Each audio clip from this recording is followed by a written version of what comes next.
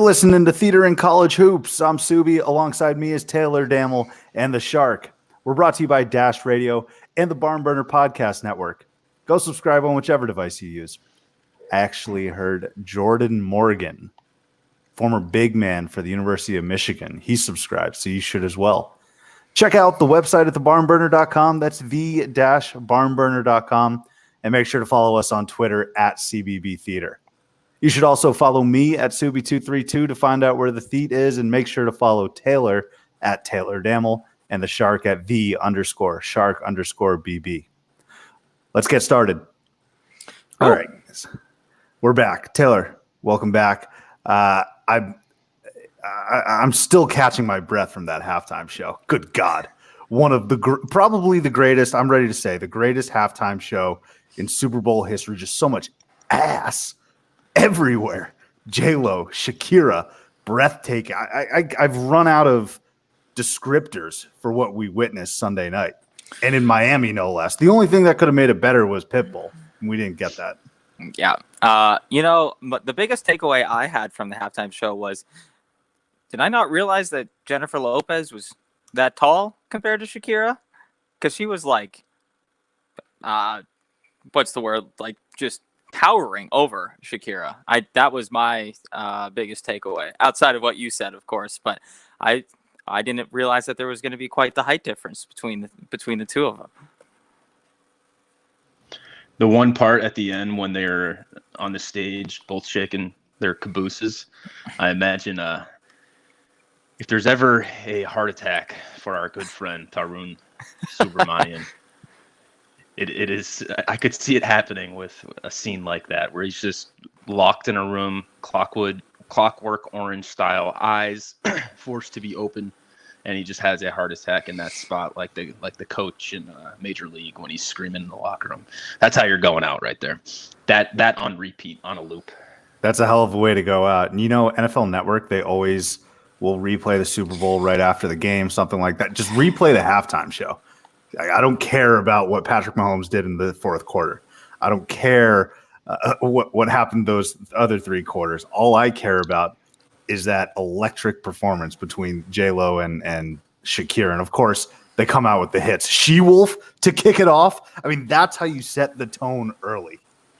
I bet Jenny from the Block plus 800 as J-Lo's first song, and I was fired up. That was as fired up as I was for the whole game.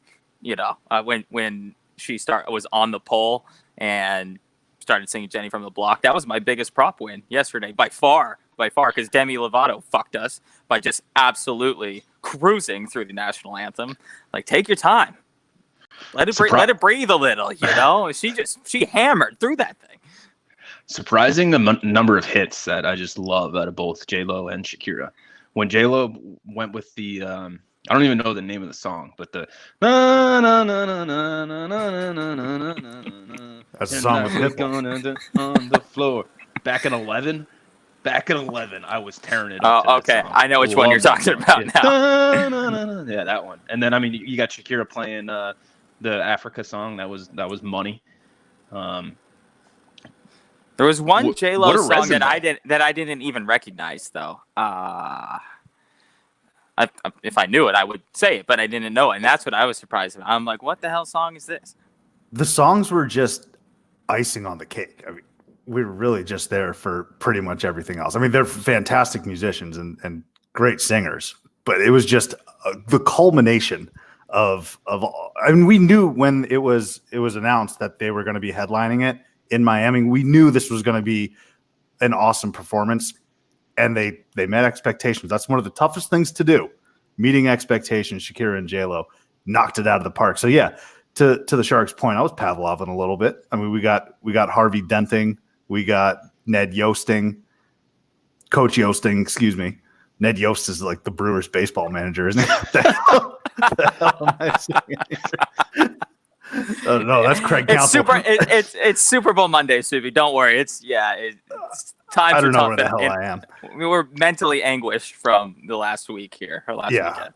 I got nothing. But to Shark's point, I mean, I was spellbound at this Super Bowl party yesterday. Just picture buff chick dip coming out of my slack-jawed like mouth. It was something else. But hell of a halftime performance.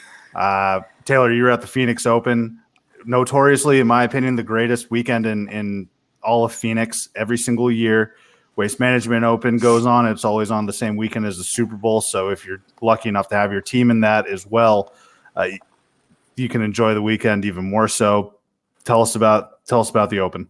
Incredible as per usual. It's speaking of meeting expectations, I feel like the Phoenix Open always meets or exceeds expectations of having a good time. And I think that they do such a good job of like just adding so much new shit every year. So usually, traditionally, let's call it a tradition unlike any other for us golf fans out there is, Subi, you and I have done this a number of times, is wake up at like 4:30 in the morning and start hammering mimosas or CL Smooths or whatever, and then getting to the tournament early to get a spot on 16.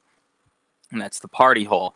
Now, this year, because I'm a man of the people, I wanted to get there a couple days early and scout out what was new this year. So we actually found a new tent where there was a DJ and like cabanas and TVs and 2 full bars on both on multi-level in between 17 and 10, which are notoriously the overflow holes for the 16th hole, so they get pretty crazy as well. But yeah, it's so we were making drinking bets and dollar bets. So we're doing dollar bets with closest to the pin, and so but you had to pick your guy when he started the 10th hole, so you couldn't wait till he was in the fairway. And then so that was dollar bets. I was wearing a large like not what are those hats called, like woven sun hats. So I had dollars stuck in like the rope of it, and then we were taking drinks for every chick that we saw in a romper, which was every chick at the event. Yeah, that's the official uniform. Yeah, right. Every girl and there were a lot of male rompers this year too, which was really, you couldn't catch a break in terms of that drinking game.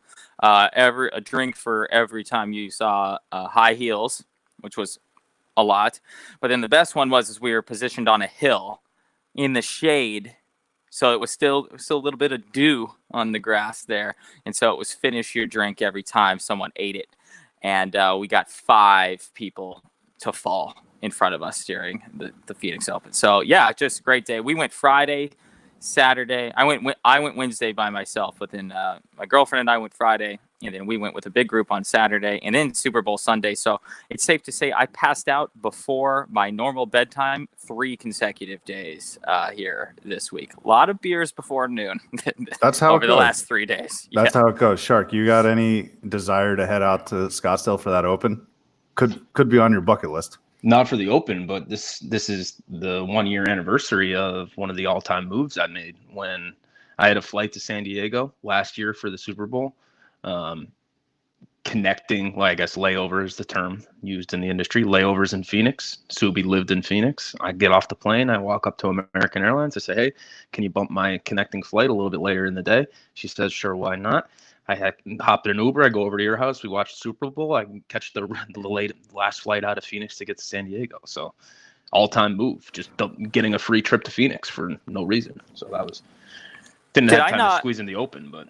Did I not watch the Super Bowl with you last year? No, I didn't. No. I didn't. Yeah, right. I was going to say, how did I miss that? But I remember it. Yeah. Shark and a few others were in town. A hell of a move. I actually completely forgot about that move there from the Shark, so I appreciate you reminding me. And then the second, like the last kneel down happened, I think Shark was out. Had that Uber on deck waiting for me. Couldn't miss that flight. That's how you travel. That's a power move right there. In and out. Another thing I want to touch base about over this weekend is I had an all-time tweet, and it really didn't get the traction that it deserved. And so, Shark, you're sort of coming into your own on Twitter. You're building your battalion, your loyal group of 26, 27 followers. Oh, 29, my friend. Almost 29. At 30. Almost at 30. But at this rate, we're really growing right now. It's good. That's big. Exponential growth is what we're looking for. So I want your thoughts on this excellent tweet that I had, because I really did think it was going to get a lot more traction. Oklahoma State and Oklahoma played on Saturday. but there was a game-winning shot in Tulsa. And so I said, Oklahoma and Oklahoma State are playing, but the Bedlam was found in Tulsa. And I think it got like 2 retweets and a favorite, which, to some, this might be a humble brag, but it should have done better because I commented in a thread where many eyes can see this. And to be honest with you, I'm just disappointed, not in myself, because again, it was a great tweet. I'm disappointed in the general population, Shark. I think it's too cheesy, too much of a dad joke right there. Just playing off of like the name of a game and using it in a sentence. No. I thought it was great. I responded to the tweet.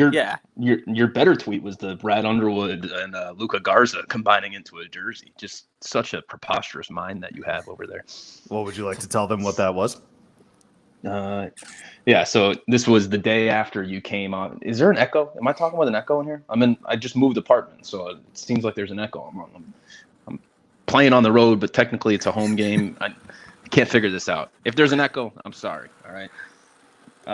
Anyways, back to the good tweet that you had. So you this was the day after you came out of your big diet, so you self-proclaimed the previous day that you were hitting the Bud Light Platinums a little bit too hard early on in the day. So obviously your mind's going to be a little loopy when you wake up on Sunday.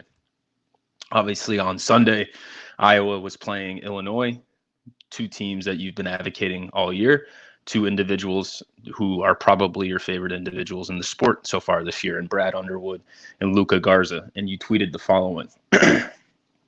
Can't stress enough how conflicted I am with this Illinois-Iowa game. Like 2 of my children going at it. Someone split those 2 jerseys and sew them together to make one. Last name will read Under Garza. Just such an insane thought process. And imagine if you are in an arena and somebody meshed the 2 jerseys of not the head coach, who obviously does not have a jersey, and another one who's just a guy who's a good player. They have no connection to each other whatsoever, other than the fact that they play in the same conference. So I appreciated it. It seems like other people did not, because it has no likes at all on Twitter. But I thought it was a money tweet, better than that other one you're talking about. What if you combined half of a suit jacket and then Garza, and you put the name on the back of the suit jacket, and maybe that would make a little more sense?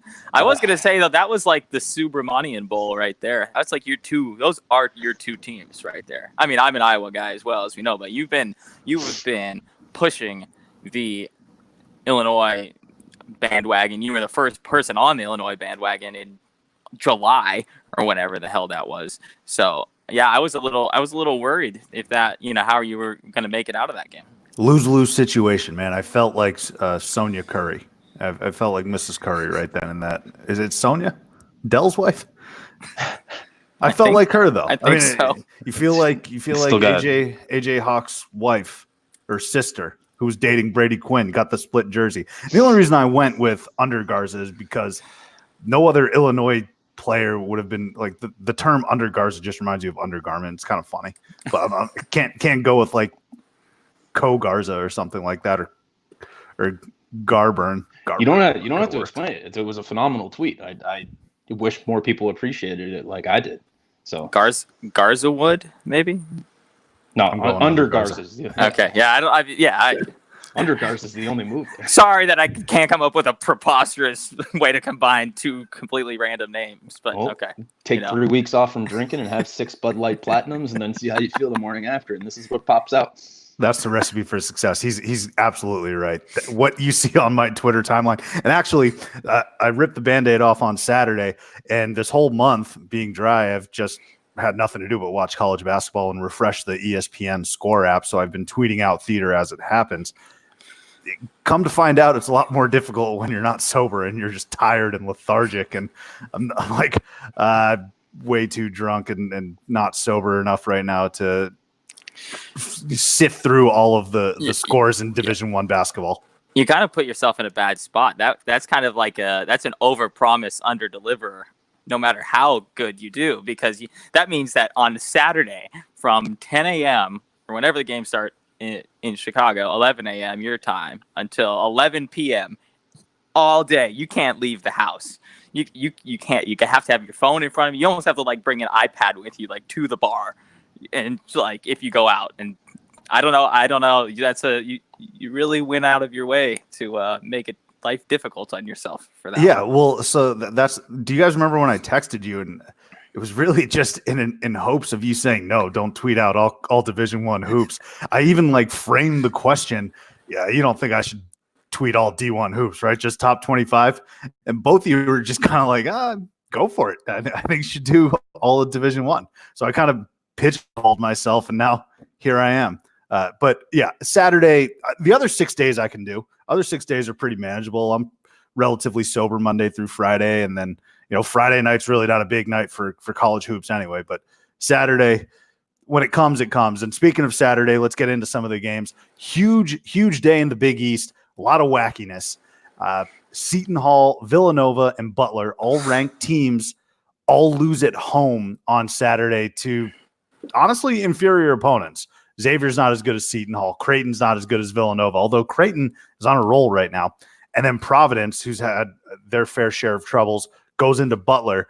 And actually, Taylor, last episode, the Shark and I were discussing who are we a little bit more apprehensive or concerned about? Is it Butler or is it Auburn? And in just a week's time, we see Auburn get a great win at home against Kentucky. Meanwhile, Butler sort of continues to struggle over these past few weeks. But I'll bring in the Shark first because this is me kind of like playing Twister with this logic, just really going out of my way to troll. But at the end of the day, facts are the facts. My predicted Big East Coach of the Year, Travis Steele, grip walked into Orange, New Jersey, technically Newark, excuse me. I know that because I keep looking at all the goddamn score apps and seeing where the theater is. But Travis Steele goes into Newark, New Jersey and beats the pants off of Kevin Willard's Seton Hall team. Shark, your response? You're just scraping the bottom of the barrel to find any type of moral victory you possibly can for your atrocious predictions all year. If your one bragging moment is that your underachieving, underwhelming pick to be the Big East Coach of the Year beat Seton Hall, and you want to chalk that up for a victory, then by all means, go ahead and chalk that up for a victory. But here I am some 3 days later still wondering what it is you're bragging about. And as for Seton Hall, I'm anticipating you guys are going to come at me, both Seton Hall, Oregon, my guys, they lost. It was a tough weekend. But here's my response to that, preemptive response. I don't even count this weekend at all. This college basketball weekend doesn't count at all. One, last day of January, dog days of January, as you put it last episode, Sue, does not count. This is something I did personally in my life. I was logging some minutes, some Mike Timlin 2005 type innings with the Red Sox and what I did with my personal life. I was, logging hours, logging innings with the significant other. I went out, family event with her. Don't tell her I'm talking about this, but it's a Saturday night. We're gathered around with family and we're not watching Auburn versus Kentucky. We're watching photos from a trip where people went scuba diving and we're doing the slideshow. And that was my Saturday night. So Mike Timlin, I got the fighting necklace on. I know it's January 31st. None of these games matter. Seton Hall knows it doesn't matter. Oregon knows it doesn't matter. It wasn't real. So to the extent that you want to call me out for any of that stuff, to the extent that you want to brag about Travis Steele finally doing something, I don't care. It's February now. I'm about to lock back in, and I'm probably going to find some more winners, just like I did with Seton Hall and Oregon. So Goodbye. Just real quick here, Shark, two things before we bring in Taylor as well. One, I'm not scraping the bottom of the barrel. It was the very first game on Saturday. It was at the very top of the barrel. I didn't have to look very hard for it whatsoever. Rothstein even said, I love that it's this 11 a.m. start tip time. Number two, I do love a good montage / slideshow. So you should consider yourself lucky if you could spend your time a lot worse ways, especially with family. And actually, number three, I'm not going to come at you for Seton Hall because we're Seton Hall supporters as well. Oregon, on the other hand, might come after you. But I did tell you that Stanford was going to win that game. Taylor, any thoughts on Xavier and going into Seton Hall and winning? Well, so my first thought as I'm watching the score as well, I'm at the Phoenix Open, then obviously I kind of drifted from my focus on the scores there. But when I was looking back, I'm like, man, bad day for a Sharks boys all across the board here. Louisville wins, even Ohio State wins, Michigan State loses, Seton Hall loses, Oregon loses. Like, man, that was a lot of Michigan shark. State lost to Wisconsin though, so that one kind of canceled itself out. Yeah, that's true. Excuse me. You see, this is what happens if you let this guy just go do whatever, say whatever he wants on this show. The last show of the year, he's going to be like, "No, I predicted that team was going to do." It's going to be all of his predicted teams playing each other, and he'd be like, "Oh, well, these aren't actually losses. That wins." That, you know? So, I had one of those games as well. Let me try and look that up, but continue there, Taylor. well, yeah, Illinois yesterday. Yeah, I was surprised. Really the board, not just the Big East. Man, almost every underdog covered on Saturday, at least in the the notable games. That's from a betting perspective. I wasn't betting anything on Saturday, but just saying the teams that no one really ran away with any games that they should have. Baylor played well, and San Diego State even had a close one with Utah State. Texas Tech almost went into Lawrence and almost beat Kansas. Even Gonzaga without Killian Tilly had a tough one, only winning by 4 in San Francisco. But, the Big East kind of got flipped on its head in a way, but at the same time, your losses don't mean nearly as much if you're Butler and Seton Hall and Villanova if everybody else also lost too. That was right there even with you, meaning the 3 ranked teams at the top of the Big East there. So I think it was kind of a crazy day, but I'm not sure it's going to really make all that much of a difference in the end because all the teams that are trying to catch Seton Hall, or the 3 closest teams trying to catch Seton Hall, also lost too, which is kind of like a microcosm of this whole year of college basketball. Right. You're right. And the game I was referring to that was a win-win was NC State hosting Louisville. That was a win-win because either Keith wins or Louisville wins. So I think we're getting to that point now in conference play where all of our teams, that we love are just facing off against one another. But in addition to Seton Hall losing, Villanova lost to Creighton. I actually thought this was one of the more shocking results of the entire year thus far because Villanova on a Saturday in Philadelphia, that mid-afternoon game or early afternoon game, I should say, they're automatic. They never lose that game, it seems like. And they've been on a roll recently, ranked in the top 10, quietly performing. Colin Gillespie, I know you guys are, Shark, you and our other friend are saying Colin Gillespie should be first-team Big East Player of the Year over Marcus Howard. That's another discussion for a different day. Never said that. Miles Powell. Okay, fine. Still another discussion. I wouldn't put Marcus Howard on the 3rd team Big East. Yeah, it's because you're a hack. You're unbelievable. He's you are a hack. He's proven to be just an empty calorie type player, fake numbers, just fluffy numbers, puts him up. In the game that they played against Butler, he gets hurt, doesn't play. They come back, they win without him. He stinks. I mean, that is true, but that was tough for my argument. But you can say that he's an empty stat guy, but it's still good enough to make first team Big East, in my opinion. But anyway, he had 31 on Saturday. No, I'm not arguing that he doesn't put up numbers. I'm not arguing he doesn't put up numbers. I'm arguing that they're fake numbers. I'm arguing that they could plug and play anyone and you can put up those numbers and they're going to still end up having 10 losses every single year. He's not a difference maker for me. Sorry. All right. Then that's when I pivot and blame Woj. But again, separate conversation. I want to talk Villanova losing to Creighton at home. This was kind of a handle game for Creighton. It wasn't very close at all. Taylor, do you have any thoughts from Villanova and Creighton? Well, you said it best right there. I mean, they didn't just eke out a win. They straight up beat Villanova handily. The game was, a double-digit game for a lot of the game and almost the entirety of the second half. And Creighton ended up winning by 15.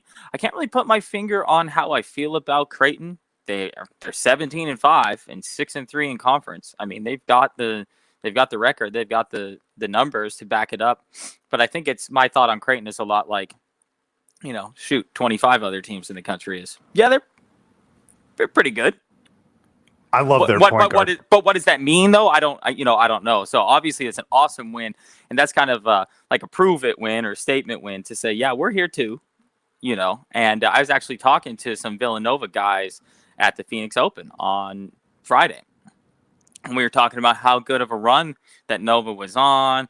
Jay Wright's the man. Jeremiah Robinson Earl's, awesome. And then Jeremiah Robinson Earl goes 0 of 7 from the field against Creighton, So I would say that it's probably like a bigger win for Creighton than it is a loss for Villanova. Villanova knows how to recover from this stuff, even though home losses are pretty uncommon for them. And I know they're younger than a normal Villanova team, but they still got Jay Wright. And that's pretty much all the answer that you need about if I'm worried about them by any means. Yeah, two biggest things I took from this game. One, I love Creighton's little point guard, Zegarowski or something like that, Pulowski, one of those Owski names at the end. I love him. I think he could hit a couple big shots and come tournament time with Gus on the call or something like that. In addition, though, the biggest upset that took place in Philadelphia on that day was not the actual game, but it was Jay Wright's suit. I don't know if you saw, but it ripped. It split in the back. And Jay Wright, who is always lauded as the best dressed coach in college basketball, everyone looks up to him. And I mean, when that happened, I think you just had to throw in the towel if you're a Villanova. If Jay Wright's not even going to come dressed properly, if he's going to be ripping suits, it's not your day whatsoever. So those are the two biggest things I took from the game. Shark, thoughts on Nova and Creighton? All about Creighton in this one. Don't care about the suit. Creighton is officially on my radar. Love this team. They're in the top 25 in three-point shooting percentage. They got 3 guards. All their top scorers all shoot like 80% from the free throw line. This is a great tournament team to back early on. So, Sub, you hit the nail on the head. Zegarowski, love that guy. He's from Massachusetts. And their resume is, they're 17-5, but they've played a pretty tough out-of-conference schedule. They went on the road to ASU. They've beaten Oklahoma. They've beaten Texas Tech. They lost to San Diego State by 30 points, but I mean, their only losses are really Michigan, San Diego State, Butler, and Nova. Yeah. Georgetown. So they're a good squad. They moved up to 21 this week too, so they're getting some recognition for it as well. Marquette, speaking of empty numbers, Marquette moved up. They're almost in the top 25. So I don't know how empty someone's numbers can be when they're literally a top 20. I'll get you. I'll send you over a banner. You can hang it up in your office, just like I did when I bodied Sue. Not body. Okay. It just the fact that you don't even think Marcus Howard deserves a spot at the table. I mean, give him a place setting. I'll admit I'm exaggerating my point a little bit. Like, obviously, he's going to be higher than third team All Big East, but I think he's not as good as his numbers suggest.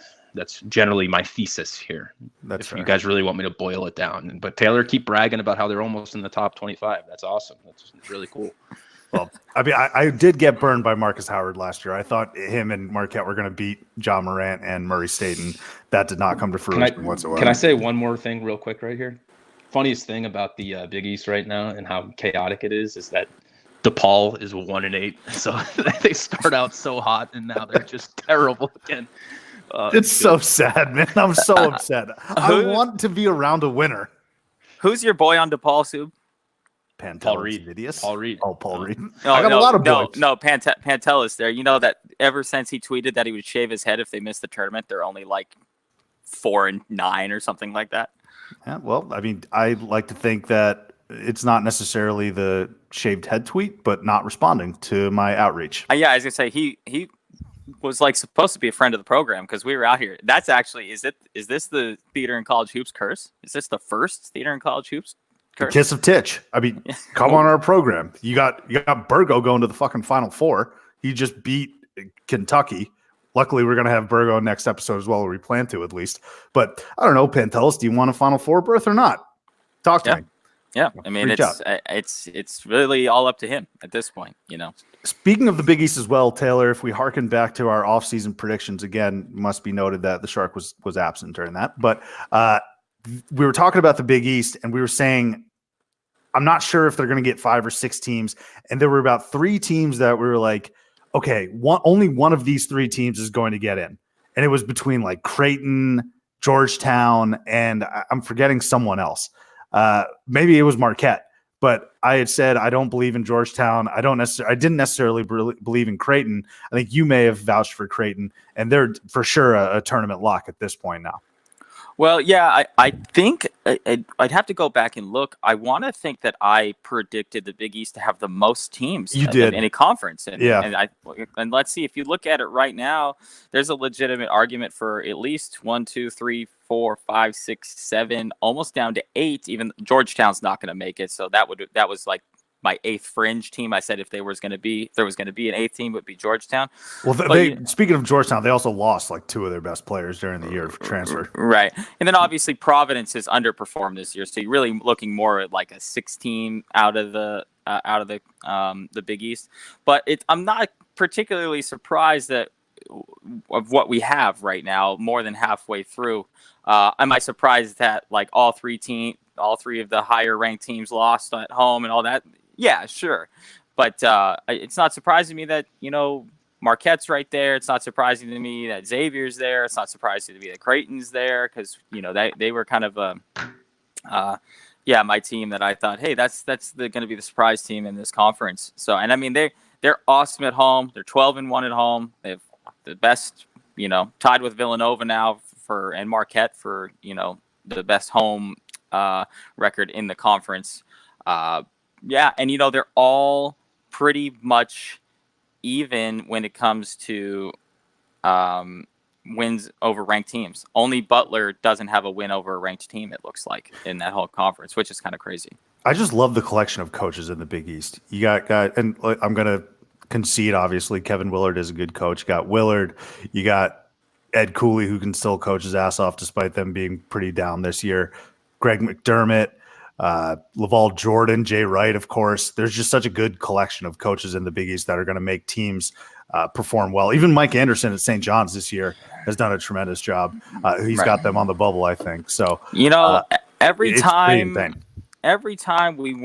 we think, I mean, Providence is dead, but every time the final nail in the coffin is supposed to go in, they eke out a decent win, and you're like, okay, maybe they could run off a couple here, And then every time that we think they're going to potentially do that, then they lose some random game to some shitty team. I'd say nail is never fully in the coffin until you lose in your conference tournament, unless you're like a no-name team. But Providence has shown over the course of the past few years that they can actually get to the tournament. I have written them off. I don't think they're going to win the Big East tournament, but it's never truly 100% in. But good segue. I appreciate that. Let's talk Providence Butler. Shark, last week on the program, we were discussing again, who are we more concerned about in terms of Butler and Auburn? And I think we both agreed that both of those teams are not in a great space. Butler, though, we were a little bit higher on than we were Auburn. Does Saturday change your thoughts on them? Are you a little lower on them now? No, I just Butler is going to end up getting in anywhere and being a 7 to a 10 seed, and they're going to be dangerous no matter who they play. So that's just the Butler way at this point. I think they belong more in that environment more so than in the 4 to 5 seed range, anyways. So it's just a matter of making sure they're playing their best ball at the right time. So they've done enough to make sure that they're going to get an at-large bid, assuming they don't physically collapse towards the end of this. I still like them. I think they're going to be a team that if they do get a 7 seed, I think they're going to be perfectly positioned for like that 10-7 quote unquote upset, which usually those teams are actually pretty even. But Butler just doesn't score the ball. They're only averaging under 70 points a game this year, which is something in like the bottom quarter of the whole country. That's the exact type of team that plays someone like Ja Morant, for example, and Ja Morant scores 35 points or something like that. Or just pick any of the mid-major, guys that have just one stud that can put up like 30-something points. And that really is all you would need to beat that team. They're really good defensively, don't get me wrong, and they don't exactly play – a lot of that is they don't exactly play fast, so their pace is pretty slow. But as Bill Walton says, offense wins championships, and I don't know if they have – I think they kind of look to me as the team that's – really going to be a good upset pick or upset against, the losing to a higher seed come tournament time. I think, there's just something about them where they're never going to average a ton of points, but they just know how to score points in big moments. So I always harken back to the game. Remember, they were probably an 11 seed. I'm trying to remember who it was when they had Roosevelt Jones, who was going into his 8th year at Butler. I'm trying to pull it right now, but whatever his last game was, where it was just back and forth against a really, really good. It might have been Duke, actually. Now that I think about it, but that's just Butler. They know how to score in March. Kamar Baldwin too is going to have to be huge for them, and I guess the only saving grace for Butler is that they're getting all their shitty play out during the time of the season. You don't want to be playing like this end of February, so they have an entire month really to figure it out. But to the Sharks' point, they got to start playing for seeding now, right? So are they going to be between that 7 and 10 seed, or are they going to make a late surge and maybe get to the 4 or 5 line? That's still to be determined. And then you have these other like mid-major teams that presumably are not going to lose. I know we don't necessarily consider Butler a mid-major with them being in the Big East, but at its heart, at the core of what Butler basketball is, they're the scrappy mid-major underdog. But then you look at a team like San Diego State, who is still yet to lose. You got Gonzaga, who they'll always maybe play some of these close games against the Dons and some other West Coast Conference teams, but they're never actually going to lose. Maybe they'll get picked off one time, but they're not going to fall below Butler. So, it was against it was against Notre Dame, that game with Roosevelt Jones. A tournament game? Yeah, it was when Notre Dame was really good, when they had Matty Farrell and Bonzi Colson and one of the Grants, all those guys. And Roosevelt Jones, I think, had a bad knee too, so he was moving slower than he normally would. But he was just finding ways to get buckets. It was a really, really good game, one of those matchups. But that's Butler, man. Kamar Baldwin's gonna be doing the same thing this year. They're gonna have McDermott and big threes. Don't bet against him. I'm trying to think of that matchup again. Was Bonzi Colson on that Notre Dame team? Because looking at it, watching Bonzi, oh, you did? Okay. Yeah. Bonzi Colson versus Rosie Jones. Two undersized fat guys just going at it. Soup, is this the game that it was a Saturday night? I remember that much. Back and forth. That year parlay. You know this game. Okay. So sorry. I hate to be this guy because nobody cares about your fantasy football team. Nobody gives a shit about your bets that you made, whatever. Okay. No, this was especially painful. Yeah. Subi and I are sitting there and we've at least polished off a full 30 rack because it's the end of the day. Right. And I have almost hit a home run. Right. I have peeled through 11 games of a parlay and we need Notre Dame by 4, and I win like $19,000, and we were gonna go shut Old Town the fuck down that night, right? Zach Augusty goes to the free throw line with 7 seconds left, up 5, and I'm like, we're gonna do it. I'm like on the floor, right?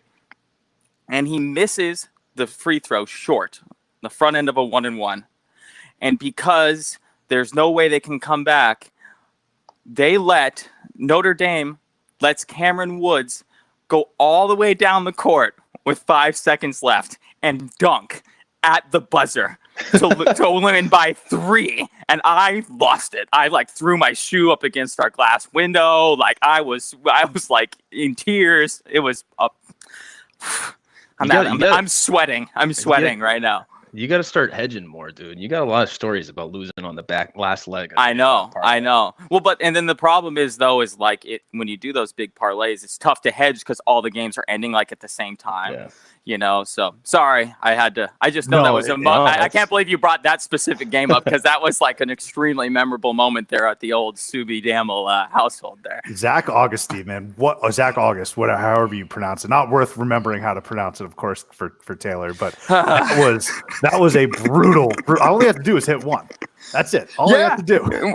We could have pushed and been fine, whatever. I'm looking at the play-by-play right now. Some of these names are hysterical. Zach Augusty, Keelan Martin, Cameron Woods, like you had mentioned. Demetrius Jackson. Didn't the Celtics draft Demetrius Jackson? Yes. Mm-hmm. Yeah. Some of these names are fantastic. Speaking of free throws, though, and this Butler-Providence game, fucking Luann Pipkins is a 97. He's missed 1 free throw all year. And so last week I started this game. It's like Luann Pipkins, more automatic than a Tony Reale black button down at the line. That's what Luann Pipkins is. What did I say this past week? And I forget, but can you more automatic than cookies and milk? What is more automatic than a Luann Pipkins free throw? Can we brainstorm here? Taylor drinking a lot of beers at the Phoenix Open. That's going to happen. I don't know. you're putting us on the spot here. You're the one that you had time to prep for this statement. We didn't. Okay. I wanted live reactions. I think I'm just fixated on the Around the Horn cast. I'm trying to work something in with Bob Ryan and his yellow teeth, or more automatic than Jackie Mack and wearing glasses. And I don't know. never think out loud. All right, never think out loud. Let's move on to the next topic. Can Can I take the next topic right here? Talk to me. I feel passionate about something here. This is a fluid program.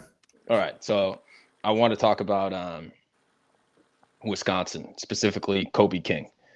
So I want to caveat everything I'm about to say by saying, if it comes out that he has severe mental health issues or any type of condition there, then remove everything I just said. But this guy, Kobe King, who you should know who he is. He's an average player on Wisconsin. Was the number 2 recruited player out of Wisconsin when he got recruited there. He's a hometown guy.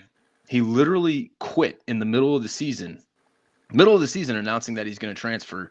And it came off the heels of him playing against, I think it was the Iowa game when they were getting blown out. And he was crying at halftime. Literally the next day, he quit the team. I can't believe it. And like, people are coming to support him and saying Greg Gard is, his system is so terrible for the state of Wisconsin. You're losing elite talent. Greg Gard this, Greg Gard that. On the topic of Greg Gard, so much Dennis Solari and Greg Gard. You can take that one, Sue. Who the hell is Dennis Solari? Dennis Solari from the commercial. Commercials, yeah. All You you've haven't seen been that doing, commercial? you just told us all you've been doing is watching TV for a month in a row, and you haven't seen the Dennis Solari commercial. How do you not have? You haven't seen Dennis Solari, AT&T, the tax guy? Just okay, it's not okay. Dennis Solari. He's been spending a lot of time in the Caymans. Oh my God! Okay, continue on, Shark. Continue on. Yeah. So, anyways, Dennis Solari looks just like Greg Gard, but this guy, Kobe King, quits the team, leaving, starts running Greg Gard's name through the mud, talking about how he's mean to me. Here's a piece on The Athletic. Look how mean he is to me. And then they go out and they beat Michigan State at home. Wisconsin is back. Was he the thorn in the side of the team? I know you say he's an average player and you're not wrong, but he is the second leading scorer on Wisconsin, which is only 10 points a game. But I would expect him to be better when you're that highly recruited and you're like a Wisconsin god. I would expect you to be a little better. And they beat Michigan State without Brad Davison too. Yeah. Who's a punk, but yeah. That it's kind of. Was he suspended for that game because of what he did? Yeah. He was suspended by the conference, by the Big Ten. So I'm actually glad that you wanted to talk about this game, because how disappointed are you this year if you're a Michigan State fan? I don't know if you are, though. This is Why? kind of what they do. They stink in the beginning of the year typically, but were they world beaters last year when they went to the Final Four? Mean, they were but to come in as like were they the unanimous number one team or whatever, number one team as in the close country as you're going to get year, to that, yeah. And they had the overwhelming favorite for National Player of the Year, and they're first in the Big Ten that has the most teams in the tournament thus far. Like, what are you talking? I mean, who cares? Well, but yeah, you're sure, but your expectation as a Michigan State fan was probably to be on the top of the college basketball world. And why I'm bringing Michigan State up, I think there's a number of schools that can probably be a little maybe disappointed with where they're at right now, specifically because I shouldn't say nobody. Gonzaga, Baylor, San Diego State, Kansas are, I think, clearly the 4 best teams in the country, right? So, but teams outside of that where it's like, geez, nobody's taking. I don't agree with that point right there. Well, whatever. That's just so what I'm trying to say is a team like Michigan State should have been able to take this particular year of college basketball by the reins and say, no, we're the best team in the country. And there really hasn't been a team outside of like Baylor and Gonzaga that's gone. The whole season is a mess. We're gonna take it. We're gonna take it by storm here. And I think that if I'm a Michigan, they're taking it because they play an easy schedule. Michigan State, 3 of their losses are against elite teams. Baylor's not playing Duke. Baylor's not playing Kentucky. Gonzaga's not playing Duke. Gonzaga, if they had 2 more losses, they wouldn't be in the top 5. So they're sitting at the top right now by circumstance. They beat a Kansas team when they didn't have their best player. Michigan State, they have an incredible resume. They've beaten a lot of good teams. Right. So, but I mean, but their losses are Indiana, Wisconsin, who were down 2 starters essentially. They got smoked by Purdue. I mean, I don't know. I understand that the season's not over. I get that, but I'm thinking that so far, if I'm a Michigan State fan, this season is fallen a little bit below how I thought things were going to go. I think you would have thought Cassius Winston was just going to take over most of the games that were tough, especially on the road, and that we were going to be, we're going to be in the top 10, top 5 the whole season. And clearly that's not how it's panned out so far. But let me tell you why they're not disappointed, or they shouldn't be disappointed. It's because of Izzo's tournament history, right? And so you can always rely on Izzo getting to a Final Four once every 4 or 5 years. So you're right. I guess maybe there was a point or a juncture where if I'm a Michigan State fan, I'm like, these losses are super aggravating. They're very frustrating. But then you take a step back and you say, well, Tom Izzo gets my teams to Final Fours very often. So, you take it with a grain of salt. Yeah, I guess for a regular season, if you want to really nitpick and be pissed about something, you could. But they're always in it for the long haul. They play the long game.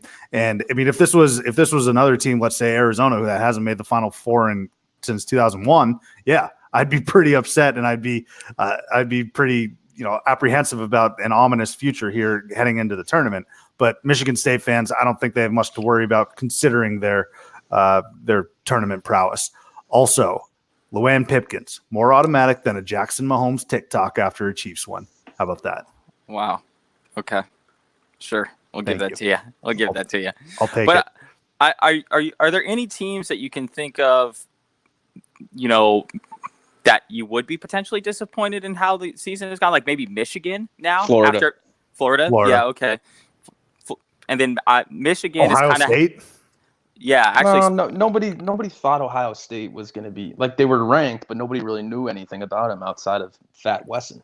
Virginia. So are we? What's the basis of rank? the preseason rankings? Rankings, right. Virginia, maybe.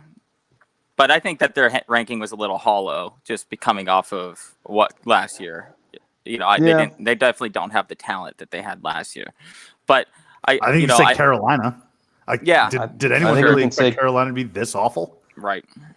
I don't think you can say Michigan State without saying Kentucky either. Kentucky certainly don't look dominant out there. No. I think it's interesting that, pretty much since the point we said, I mean, that this Michigan team, they're pretty much, I mean, I said it, but I think it was pretty much everyone's thought was, oh, this team's in the tournament. They had the 3 best wins of any teams in a row, essentially, at the beginning of the year. And they straight up might not make the tournament. I mean, what's their record now? It's certainly not good. They eked out a win against Rutgers. Are they? Which actually is a pretty decent win. They're just only barely above 500 though now, aren't Rutgers sucks. Oh, they're 13-8. Okay, yeah, have they're some 13-8, fucking fun. Rutgers sucks. First time that they've been ranked in like 40 years. They suck. Such a party pooper, man. Enjoy the ride. I want to be able to like him. I love Geo Baker. I love the way he plays. He's almost like a taller, skinnier, Carson Edwards type jump shooter, heat checking all the time, just not nearly as good as Carson Edwards. Sub, I will say, though, your Illinois and Underwood prediction, I know we literally talk about this ad nauseum, but the fact that they're tied for the lead in the Big Ten is just absurd to me. I mean, it's out of nowhere, essentially. Ayo Dosunmu was fucking awesome. Great coach. Great coach. He did also, just complete side note, but Fox College Hoops, before these games, they do like a pregame special, and they sit down with these coaches. Like they've done Jay Wright, they've done Cooley, they've done now Underwood, and they got like they don't have their regular guys interviewing them. It's not like Casey Jacobson or Steve Lavin or anyone like that. It's Dylan Schefter, and they got Cooper Manning. What connection is Cooper Manning having with Brad Underwood? It was fascinating to watch, but I was like, what is happening here? Oh, I was sorry. We can go back to that in a second. I was thinking Washington was my other team. I was thinking having huge disappointment from how the season has turned out. Obviously, they lost Green, but the preseason expectations were not to have him anyway. I mean, they're just bad. They're last place in the Pac-12. They're like 12-11. So, how do you think Oklahoma State is feeling right now? The fact that they let Underwood walk out that door, and they're winless. Over chump change. Yeah, they're terrible. They're winless in conference, right? Underwood is like a flyover states guy too. Like Yep. he's Kansas, Oklahoma, the Plains. He would have been, and they just let him leave. Yeah. Yeah, It's bad. Oklahoma State is winless in conference and 10-11 on the year. Did they And- let him leave, or did he leave like on his own volition? Because he was with them for a year, and No, was like, he "Oh, I'm just out." took Well, I think he wanted a raise, and they didn't give him like the old what Rick Barnes was doing with UCLA this offseason. I see. Like you gotta pony up sometimes, Yeah. Speaking of him being a Plains guy, that was actually one of the questions Cooper Manning asked. Like, you like steak? He's like, I like a nice porterhouse. Just seems like a meat and potatoes type of guy, Brad Underwood. He's got the stomach for it as well. But Oklahoma State, you want to talk about disappointing teams. Obviously, they weren't preseason ranked. It's not like they got a ton of hype, but Mike Boynton, and then they got this new recruit, I think a 5-star recruit coming in next year, but Lindy Waters was supposed to take that next step. Oklahoma State's not very good. I'm actually disappointed in them as well. Yeah, I mean, they made the tournament last year with Underwood. And like you said, they weren't supposed to be awesome, but the fact that you're winless in conference is halfway through is just not good. Not good at all. No, I agree. A couple other news and notes from this past weekend. Bowling Green, I'm going to officially, on the air right now, officially stamp them as a team that I may very well pick as an upset win. Like, I could see Bowling Green the first weekend as a 14 seed beating West Virginia as a 3 seed. I watched them this past weekend. They look very good in Buffalo. 3 of their losses, though, this is the only thing that's giving me pause. They have 5 losses on the year. Only one of them was a true road game, and that was in Baton Rouge to, I think now we can all agree, LSU is a good team. Mm-hmm. They've certainly rebounded, and they're sitting atop the SEC. But that's their only true road loss. They have 3 other losses, Bowling Green does, that are on a neutral court. So that doesn't necessarily pan out too well when you're looking to get victories in the NCAA tournament. But Bowling Green, keep an eye out for them. And also Tulsa. Tulsa is, I think, sitting atop the AAC, aren't they? They are. Frank Haith's boys are playing very well, and we mentioned Frank Haith in jest a couple weeks ago as it pertains to his tenure at Miami, but he's really resurrected himself here in this Tulsa program. Yeah, was that last week when they just absolutely crushed Memphis? Oh yeah, they beat them by like 40. Right. That conference is strange. It certainly hasn't exactly worked out how I thought it was going to, with obviously Tulsa being on top. I can tell you a team that I am not a believer in at all. I think I can't believe that there are teams that they're in the top 25 is Houston. If they are just atrocious to watch, they're just no fun to watch at all. They're the classic, like, super athletic, but nobody has any skill at all. You got Giroux, who bit a dude's leg this weekend and got kicked out of the game. Like, why are you biting someone's leg in the middle of a game? That's ridiculous. I am not a believer. They're 7-2 in conference and 17-5 overall and ranked in top 25. But I am absolutely not a believer in Houston at all. Taylor, is there a direct correlation between your level of enjoyment watching the Cougars play and a certain superstar that plays at the professional level in Houston? No. And your thoughts on him? No, actually, I have always really liked Houston sports to bet on, specifically because they usually put up a lot of numbers, and so I like that. But no, it has nothing to do with a 6'5" guy that puts up a lot of numbers for the professional team there that just plays the least fun version of basketball I've ever watched in my life. Shark, do you have any teams that will probably be ranked on the 13 through 16 line that you're confident or somewhat confident in pulling off an upset? Oh, in 13, 16 in March Madness, that Yeah. is? So, like, okay. Yeah. I would say probably Vermont. I think if they find their way back in again, just because they're going to have Anthony Lamb, and they're always kind of one of those teams that I don't know. I'm not sure what their record is. It doesn't really matter what your record is in those type of conferences. You just got to win your conference championship. But I like Vermont.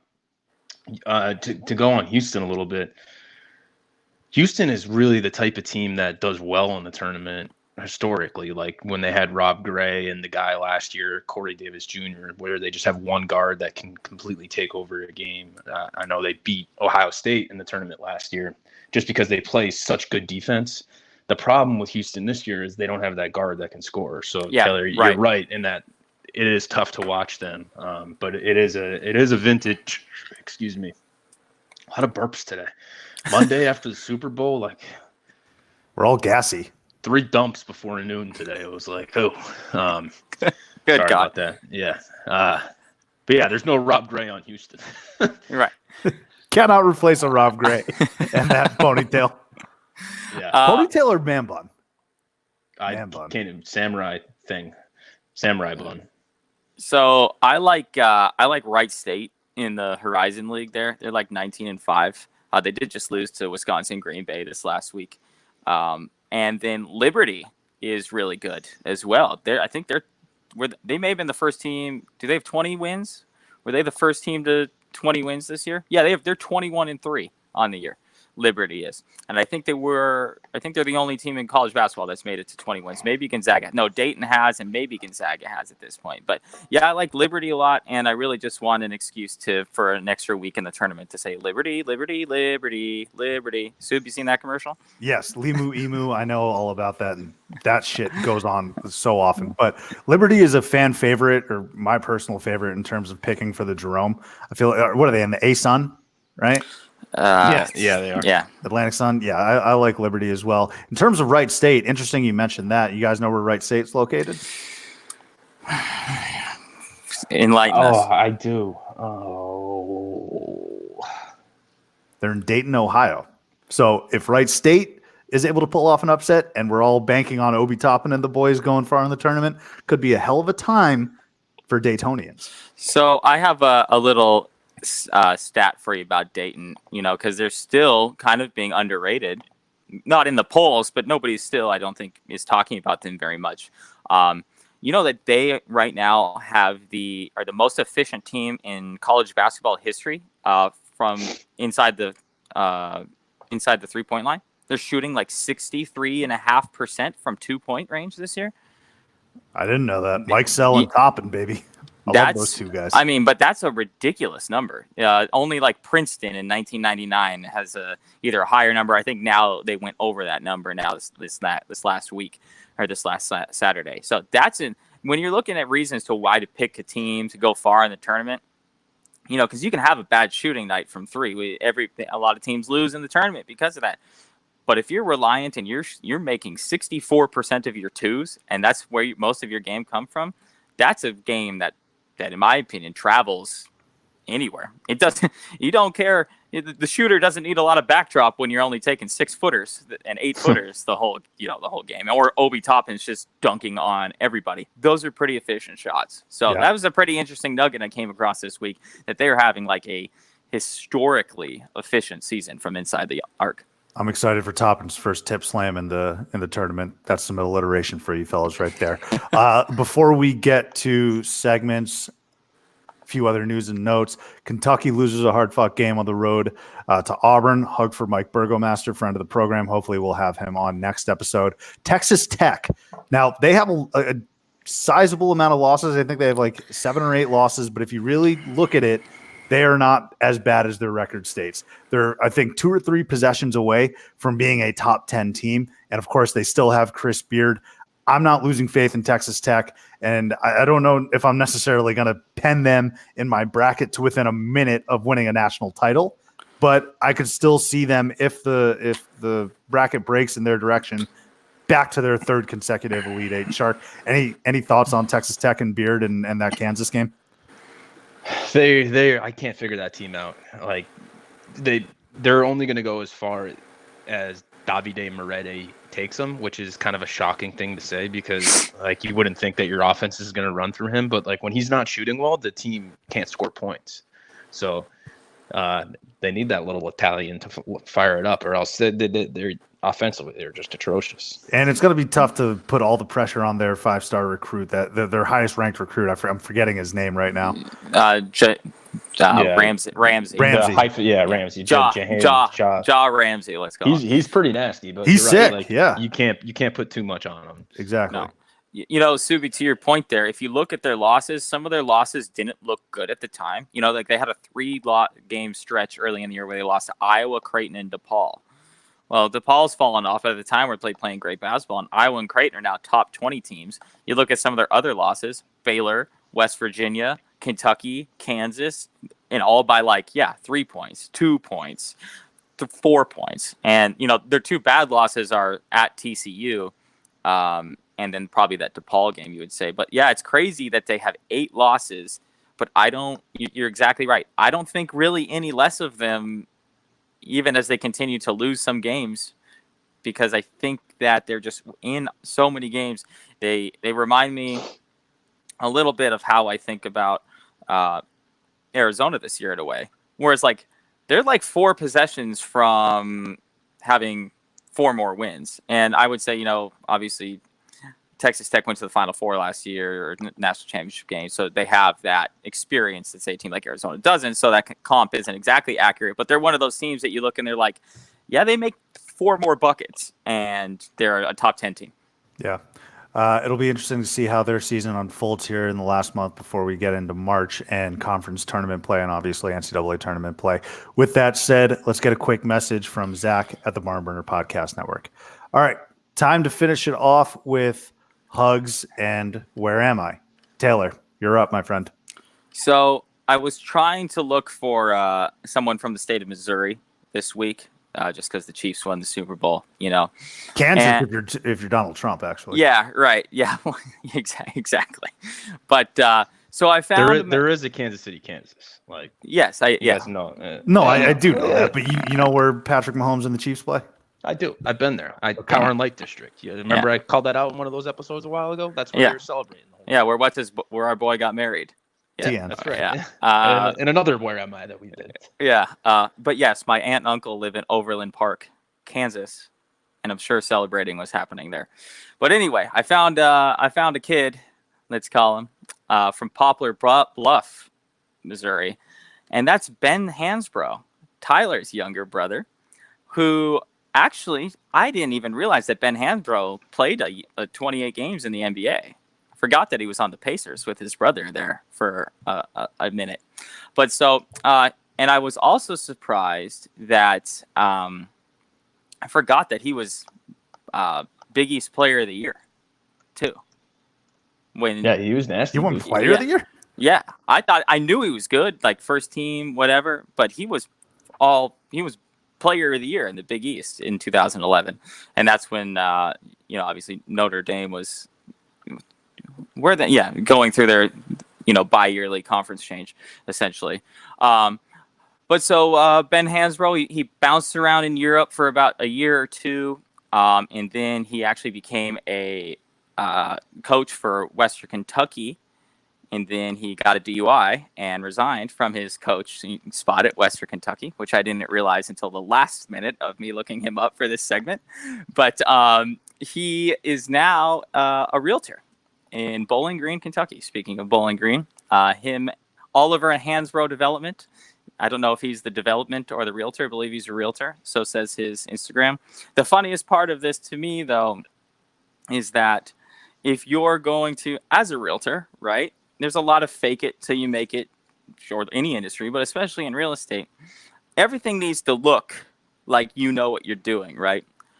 Using your Notre Dame email as your contact point for your real estate business in Bowling Green, Kentucky, maybe not the best play to still be using your student email from 10 years ago. I've just thrown that out there. I don't think a lot of people would be emailing tdamel at email.arizona.edu for their real estate advice, So, so Ben Hansbrough, there you go. Bowling Green, Kentucky's finest home developer. That's hilarious. See, I disagree there. He's putting Notre Dame in there saying, if you're buying at home, this guy's Ben Hansbrough. Is he the same one that played there? For a okay, while? Sure, yeah, right. And immediate that's what recognition. It's funny you say that because I always think to myself, so any sales job or anything like that, you have to build a base. Okay, how do I, make sure I get people? How do I gain notoriety? If you're a former college athlete, It's easy. Oh yeah, he's big enough that people know him. That you know what? We could call it Ben Hansbrough for our real estate services. Is he big enough though? Because I feel like people are gonna say they hear Hansborough, Ben Hansborough, and they're like, I wonder if he's related to Tyler Hansborough. And then he was a white point guard at Notre Dame. Those are a dime a dozen, I feel like. In Bowling Green, I think it's big enough.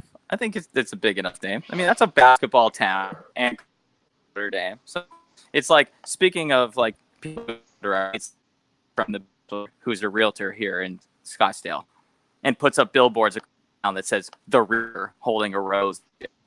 Yeah, okay. How many people think calling him because he was on the back? 1,000. That's Ben Hansbrough is the Bowling Green's version of that, I guess. The Hansborough brothers are an interesting tandem right there, because you got Tyler Hansborough, who's like the all-time free throw leader, I think, in ACC history, something like that. I mean, he's an all-time college basketball great. Sure. And then you got Ben Hansborough. Both of them, like you said, played in the league. Tyler made a little bit more of an imprint, but they kind of just faded away in terms of like how great they were, respectively. You had mentioned that Ben Hansborough won Big East Player of the Year. Tyler, obviously, I think won a couple or won one. He was National Player of the Year too. Yeah, National Player of the Year. It's very, very interesting case there. But good. Where am I, Shark? You feeling generous tonight? Any hugs? My hug is kind of a somber hug. I'm giving it to Mac McClung, Georgetown.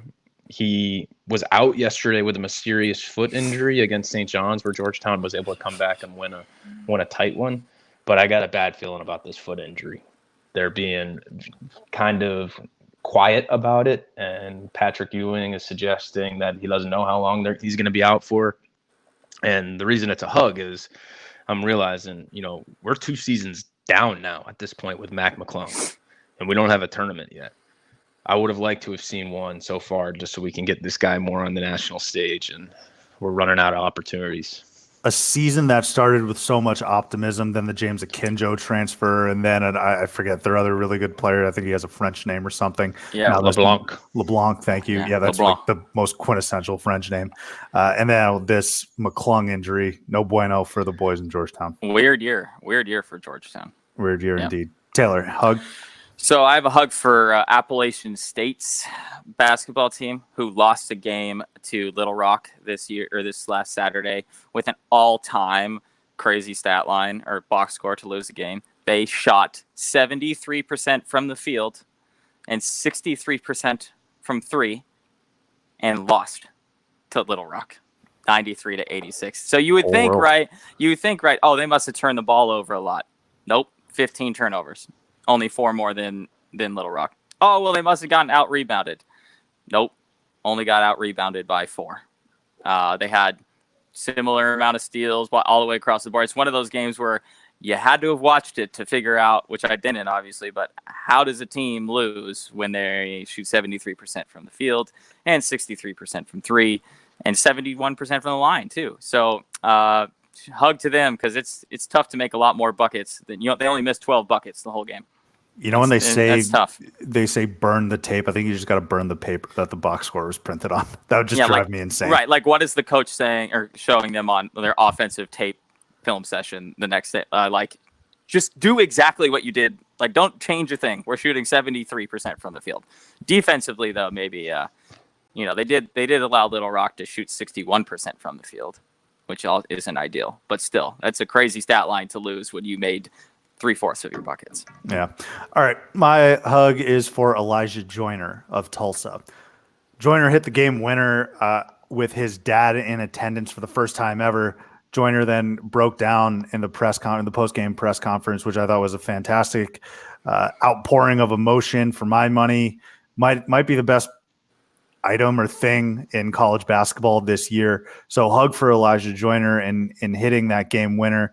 Again, there's something additional about it, though, especially on the heels of Kobe's passing. And then also he's contributing to a really good team in Tulsa. So that was a huge win for the Golden Hurricane. So hug to you, Elijah Joyner. That is all we have this episode. Hopefully next episode we'll have Burgo on. We can discuss the Auburn victory over Kentucky and how they're rounding into form. There was an unreal quote from Bruce Pearl in the pregame pump up speech that he had. I'm forgetting it now. It's like, today's a good day to be great, something like that. I don't know. It just wasn't very coachy speak, but Fixing to do something, right? fixing to have a great day or something like that. Yeah, it was perfect, Pearl. So we will catch you next time here on Theater and College Hoops. Don't sleep on Texas tonight. There it is. God damn it.